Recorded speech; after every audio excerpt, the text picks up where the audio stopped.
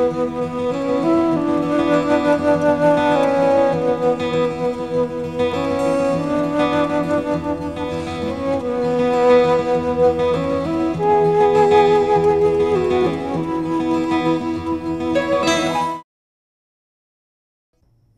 have a very interesting topic tonight. It's called Nombre en Guam, which are the names by which Guam has been known for many, many years before we settled on the name Guam as we know it today.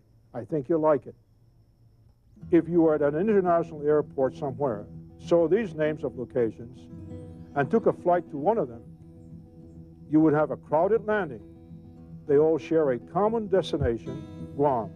In this magnificently researched publication, Professor Marjorie Driver of the Micronesian Area Research Center traced the possible origin of the name Guam, which appeared intermittently in reports and publications for centuries, but did not enter into common usage until about the middle of the last century.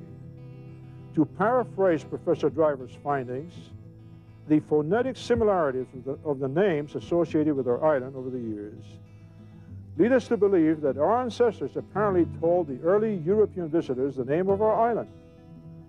However, with no common language, either written or spoken, what was uttered was not necessarily what ended up being recorded. By the time of the Spanish-American War at the turn of this century, the name Guam was widely accepted internationally. Up to that point, there were approximately 20 different names by which Guam was noted on explorers and missionaries' diaries, maps, and letters. Although there were many variations used, the name Guam MI, Mariana Islands, eventually became the official designation of Guam and was called that for the first half of this century. During the enemy occupation of World War II, the Japanese renamed our island Omiato. After liberation, other names were used in reference to Guam. Duva, the military code name for Guam, appeared from time to time, and the military post office used Navy 926 for mail destined to Guam. Our own post office in Agana seemed a little uncertain. One sign noted U.S. Post Office Agana, another posted U.S. Post Office Guam, Guam. When the Organic Act came into effect in 1950, Guam went from the status of possession to that of an unincorporated territory, and we have been using Territory of Guam, United States of America, as the official name for the past 47 years. Before we leave this topic, ponder these thoughts.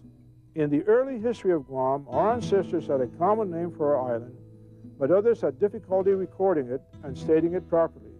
Today, we are known as Guam or Territory of Guam, but we seem to send mixed signals about ourselves. You land on Guam, one of the most prosperous communities in the Pacific, and one of the flight attendants announces, "Welcome to the island of Guam." In other places, it is "Welcome to Hawaii," "Welcome to Samoa," "Welcome to the Philippines," but here, somehow, it is still a sandy, duny, "Welcome to the island of Guam." And this is 1997. You go to one of the most technologically advanced military bases on Guam, and you see this beautiful sign, and you feel proud that Guam plays such an important role in worldwide communications. Then your eyes focus on something you have not seen elsewhere since the Organic Act was enacted in 1950. Guam MI, with or without a comma. And this is 1997. But you could dismiss the use of the names Island of Guam and Guam MI as oversights that could easily be rectified. After all, everyone knows we are the Territory of Guam, United States of America, as depicted on this seal. In fact, for many years now, we have spent millions of dollars persuading the world to visit Guam, USA. Then something else catches your eye. The American flag that used to fly next to the Guam flag over the Guam legislature has been removed and replaced by the flag of the United Nations. And so we begin 1997 with a flag other than our own over the legislature of the Territory of Guam, United States of America.